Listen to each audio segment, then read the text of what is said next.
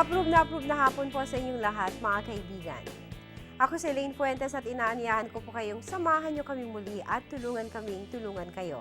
Sama-sama nating tuklasin ang mga pamamaraan tungo sa mga palatuntunan, proyekto o programa ng gobyerno, maging ng mga pribadong ahensya at organisasyon na sadyang ginawa po naman para sa ating kapakinabangan. Ibahagi rin ang inyong reaksyon at suggestion sa ating email at fanpage na naka-flash po ngayon sa inyong mga screens. Makilahok na kaibigan dahil ito'y programang para sa inyo. Dito walang alinlangan dahil dito ituturo namin ang mga pamamaraan. Ito ang APRUB, gawin natin to.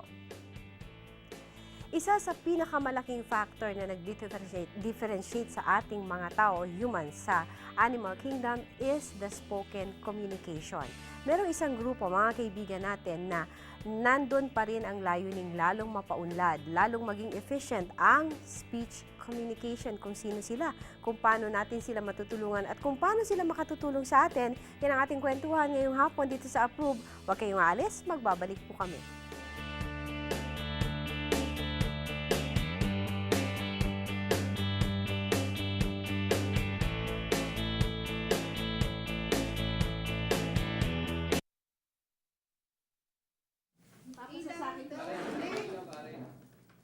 Edward, simulan niyo ng kansawan niya malapit.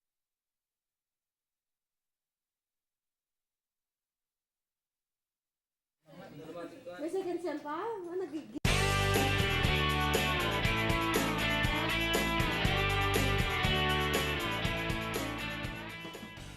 Maraming mga adhikain at layunin ang naaantala dahil hindi epektibo ang paraan ng pagpapalaganap nito. Isang grupo ng mga guro na nagtuturo ng speech and drama sa ilang institusyon sa Metro Manila ang nagdesisyon na magsama-sama upang paunlarin ang larangan ng naturang asignatura. Noong 1983 hanggang 1984, naitatag ang Speech Communication Organization of the Philippines o SCOP. Ito ay sa ilalim ng pamumuno ni Dr. Judith Bunyi. Ang founding convention ay sinagawa noong May 5, 1984 sa De La Salle University sa Maynila, kung saan ang mga sumusunod ang naging members of the board ay naiboto.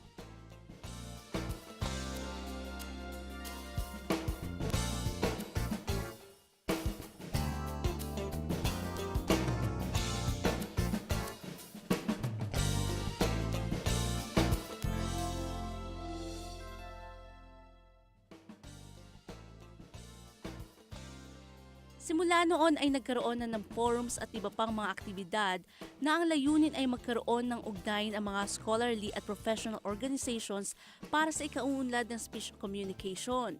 Taong 2002 na irehistro ang organization sa Securities and Exchange Commission.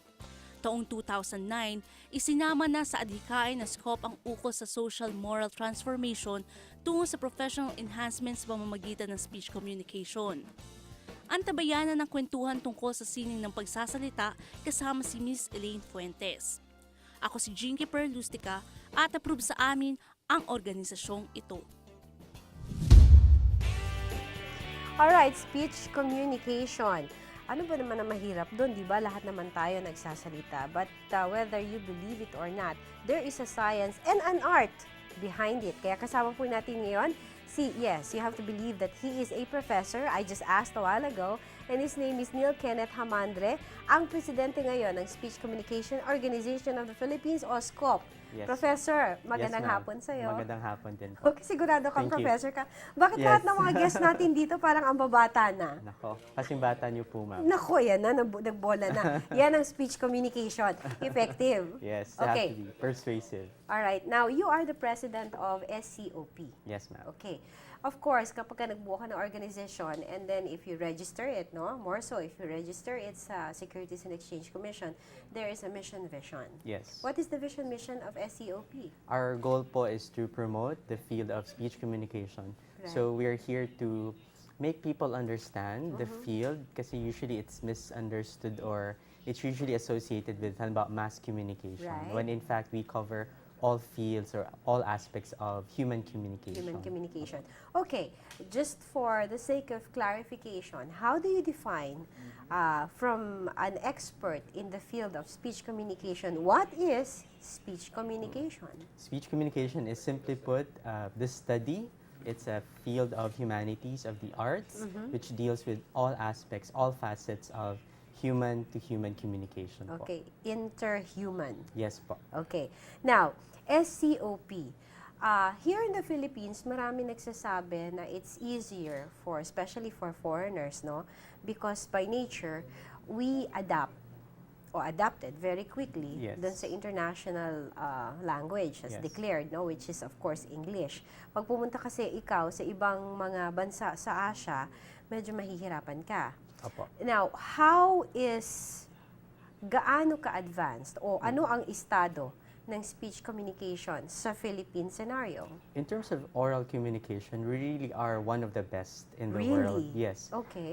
Isang patunay po dyan yung ating business process outsourcing industry. Oh, yes. Although it's a very private industry, but that's one testament. Kasi among all the English speakers in the world, we really are one of the best. And a lot of investors, business people, consider the Philippines as a top offshore destination. Okay. Liwanagin lang natin, yung BPO na sinabi ni Professor Kenneth ay yung call centers natin Opo. dito. Okay. At ang sineserbisyohan nito, hindi lamang ang Amerika, Yes. hindi lamang Australia, pati yung mahirap minsan intindihin na, European or British, Yes po. ang accent, sineservice din natin. Yes po. So we Okay. have many clients from, in fact, all the different countries and nationalities. Right. At madali tayo matrain, ano? Yes, in fact, Okay. we have very flexible, as we call it, articulators. Right. We can change our accents easily. Right. Kaya po, nakakainganyo tayo ng mga investors. Okay. At saka yung tenga din natin, madali Yes, mag-adapt. yes. I-expose mo lang nakaka-adapt. Yes. Okay. Opo. But you were clarifying earlier na ang speech communication, specifically yung inyong organization, it's all about not just the spoken word, but it's about interhuman Yes, communication. When you say interhuman communication, could you enumerate? Opo. So for example, we study fields such as nonverbal communication, Okay. specifically our use of language. Okay. Meron po kaming topics on rhetoric. Kasama din What po is that dyan- again? Rhetoric po. It's Okay. the art of persuasion. Right. Opo. Oral interpretation or Right. performance, kasi hindi lang naman po siya limited sa speech communication. Right. We also have basic radio techniques, in fact. So kasama po yung mass media. And right now, of course, we're concerned with social media. So kasama din po yung interface ng mediated communication. Right. When you say communication kasi, it is not restricted to one particular language. Yes. But it's the whole, yung buong proseso ito. Yes, Okay. So, dito sa Pilipinas kasi, medyo ilan yung lengguwahe natin. And I would like to clarify, no? Hindi dialect. Yes. Dialect is just a derivative of one language. Language. Pero yung language mismo, it's totally different. Yes. Okay. Napakarami dito. Plus, meron pa tayong yung English natin. Plus, may Yes. Spanish influence pa tayo. Yes. Pagkatapos, pagka dinagsa pa tayo ng mga investors dito, marami na rin marunong mag-Koreano, marunong Yes. mag-Japanese, etc., etc. So, we are not talking about language when we're talking about speech communication. Yes, it's So, the entire communication behavior po, from the Okay. little things, the nuances of voice and diction, Right. kasama po yan. okay. So, dito, may kasama rin na, of course, the emotions. Yes. Okay, yes. and then the emphatic, Yes. ang tawag nila dito, the stresses, Yes, no? the process. So, it's very interesting. Tapos, ito pa yung sinabi mo kanina, the social media. Yes. And of course, the texting, no? Yes. Iba rin social yun. media. Kasi yung mga pinaigsi na hindi ko maintindihan, di Yung ba? spellings. Tinatanggal lahat ng Yes. mga vowels, puro Yes. consonant siya. Opo. Kasama din yun sa Yes, inaaral. we can study, although it's technically a linguistics na field of study, Right. but we can definitely employ a lot of communication theories kasi Okay. nag-overlap naman po siya. Alright. So if there are studies about, let's say, emoticons, yung paggamit ng, yung effect ng text lingo, Right. or internet lingo in general. So Okay. that's also studied in the field of speech communication. It's a subfield. Yes po. Okay. Now, pagka kasi ang pinag-aralan natin is the process of communication. Of course, there's the senders, there's the Yes. sender, there's the receiver, and then there's the message. Yes. How complicated can it be? Ano ba ang importansya ng speech communication sa ating society, especially kung ang pinag-uusapan natin ay yung ating mga hangarin, yung ating mga advokasya, at yung ating education and Yes. information in general. Sasagutin niya ni Professor Kenneth. Pagbabalik natin, sandali po lamang.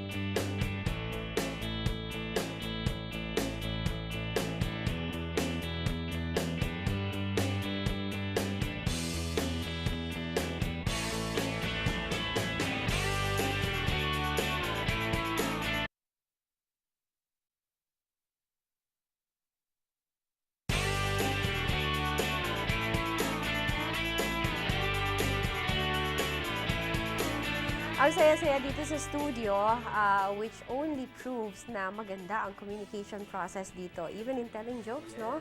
Effective. Effective siya, no? Yes. Nakangiti si Sir Kenneth, lalo tuloy na wala ang kanyang chinky eyes. Okay.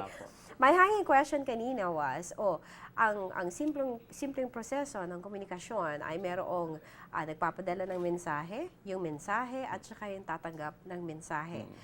How does speech communication play into this process? Because that is the basis. Yes. Okay. Yes. So, yung sinabi niyo po, actually, it's part of, those are parts of the communication model. Yes.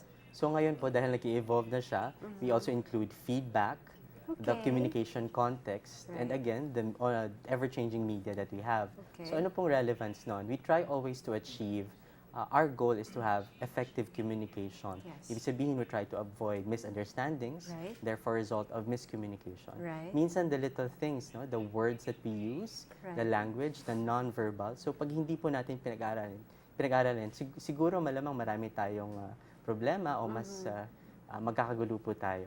Kumbaga, yung speech process or yung communication process, baka matalisod, no? Opo, Okay. opo. Now, pag ang pinag-uusapan ay speech communication pa rin, kasama na dyan yung sinasabi mo non-verbal. Yes po. Dito sa non-verbal, kasama na rin yung the actions, Opo, lahat the po yan. gestures. Sa levels po ng non-verbal or sa categories, meron pong facial expressions, Right.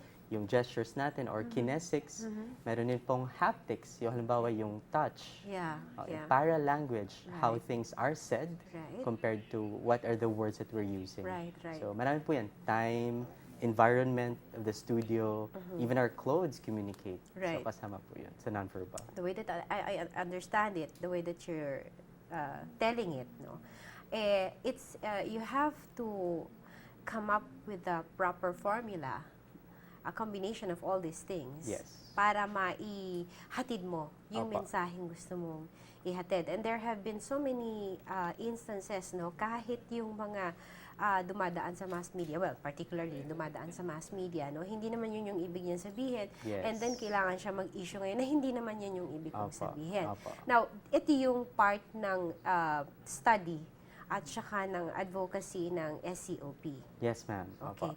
Now, I understand also, nagko-conduct kayo ng mga forums, Yes. tapos merong networking Yes. among speech professionals. Is that how you call it? Yes, well, we are a group of speech-com professionals. Right. Usually, we are composed of faculty members, but we are not limited to teachers po. Okay. We also have institutional partners. So, Okay. halimbawa, ako from UP Diliman. Right. My co-officers are faculty members of CEU, Yeah. FEU, UP Manila. Yeah. And we also have student partners po. Wow. Opo. Okay. So, we have chapters. Okay. Malawak itong field na ito and yung mga ginagawa ninyo ng mga forums, usually ano ang theme niya? Opo.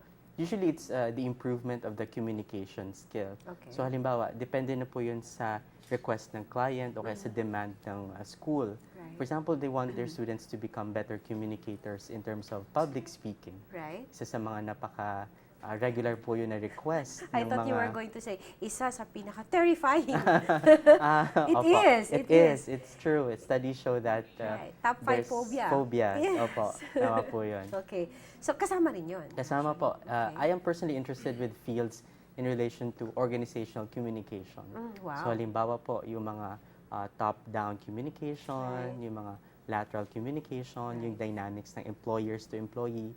Yung study ko po tungkol sa call center or call center for Wow. some. Call So, center. Okay. yung mga communication behaviors po nila kung bakit Okay. sila nagsistay sa company. So, because it is an environment Opo. in its own. So, yung isang tao, iba yung mode of talking niya or communicating sa opisina Yes. kaysa pag nasa bahay siya. Opo. So, yun yung mga pinag-aaralan Kasama po niyo. doon. So, halimbawa, group dynamics, paano siya makipag-usap sa kanyang boss, Right? paano sinishare ng company ang kanilang mission vision sa kanilang employees. So, Right. ganun po. Tapos, iba rin siya makipag-usap sa kliyente. Yes. Iba rin siya makipag-usap sa mga subordinates. Yes. Okay, Kasama so that's po part of it. Orgcom po. Okay. Now, ngayon, sabi nila, because of the advent of technology, communication technology in particular, lumiliit daw yung mundo natin. Opo. Yung dati na maghihintay ka ng at least 2 linggo, 3 linggo para yung sulat mo makarating dun sa paroroonan, kahit dito lang yan sa Asia. Yeah. tapos maghihintay ka uli ng another 2 weeks, 3 weeks para naman sumagot Sumagot. sa'yo. Ngayon, isang pindot lang, send, meron na Yes, kaagad. yes. Okay. So, itong panibagong vehicle of transportation na ito, kasama rin to sa pinag-aaralan nyo. And when you study it, paano nyo siya pinag-aaralan? The good, the bad? Paano yung ano niya? Lahat po ng posibleng anggulo pwedeng tingnan. Okay. Kasi depende po siya sa objectives ng isang communication research. So for example, pwede pag-aralan yung response rate, yung kind of response, Right. yung media itself, kung paano siya ginamit sa transaction ng sender and then receiver. Okay. Alright. Now, maraming mga tao ang, I suppose, magiging interesado dito sa SCOP at saka Yes. doon sa concerns ninyo, no? Kasama na kami dyan because we are in the communication business. Yes. And we are not just communicating with one person. But like, for example, for today, there are probably thousands watching us right now. We have to be effective. Yes. So, kung meron bang request for research, for forums, for just a community, Yes. just to throw ideas around, pwede ba kayong Yes, we kasama doon? conduct workshops. Okay. I usually conduct talks, lectures almost every week. Okay. And I'm not limiting myself to UP Diliman or UP. I usually travel all over the Philippines then to Wow. talk, even if it's about, let's say, sales, presentation. Kasama din po yun sa pagiging effective I communicator. was just thinking, can I have your job? No, I'm just joking. Yeah, Okay, so, yes. Sir Kenneth, why don't you invite our viewers to visit your website and to make contact with you, Yes. make communication, Yes. contact with you para malaman nila kung ano yung mga nakalinya na mga Yes. activities niyo because I suppose merong mga sunod-sunod yan para magkaroon sila ng involvement dahil this is in any communication it's always a learning process and Yes. the ideal way is for it to be two-way. Yes. At marami sila matututunan sa inyo, marami rin kayo matututunan sa kanila. That's correct po. Okay. In Sir, fact, yes, sir. we at the Speech Communication Organization of the Philippines would like to invite everybody to please check our Facebook page. I am also affiliated with the Department of Speech Communication and Theater Arts sa Yeah. UP Diliman. So pwede nyo din po akong kontakin doon for workshops, talks, or anything that would be needed by our clients, students, and even practitioners. Right. So available po kami sa Facebook and on our department po. Okay. Ganyan din ba daw kabait at kasimpatiko makakausap nila pag tumawag sila sa inyo? Opo. Okay. For sure. Unequivocal, opo. Yes. Okay. Mga kaibigan, ang ating po nakasama ay si Professor Neil Kenneth Hamandre, President of Speech Communication Organization of the Philippines. Huwag kayong mag-alala, ihanda nyo na inyong ballpen at papel. We will flash on your screen their contact details para po kayo ay makipagtalamitam. Is it still being used? Hindi na po masyado. ganun. Okay. Ganun. Makipagtalamitan, ibig sabihin makipagpalitan ng idea sa mga miyembro at mismo kay Sir Kenneth Yes. ng SCOP. Sir, maraming Maraming salamat salamat po. Okay. Mga kaibigan, handa na ballpen at papel. Ito na po ang contact details ng SCOP.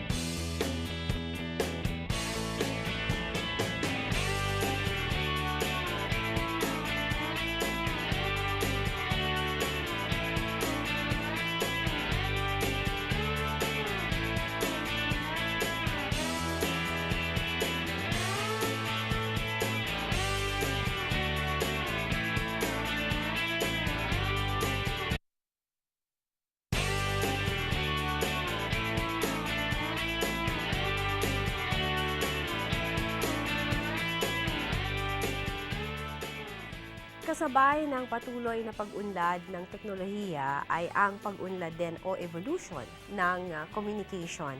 At sabi nga nila, communication is a living, breathing entity that is alive as long as humans are continuing the communication process. Kaya nandiyan ang SCOP, tumawag na, kumontak na sa kanila at nang malaman nyo kung paano kayo makaka-contribute sa development ng speech communication or in general, interhuman communication.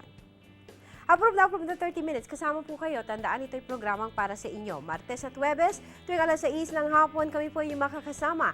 At your service, ako po si Elaine Fuentes at ito ang Approve. Gawin natin to.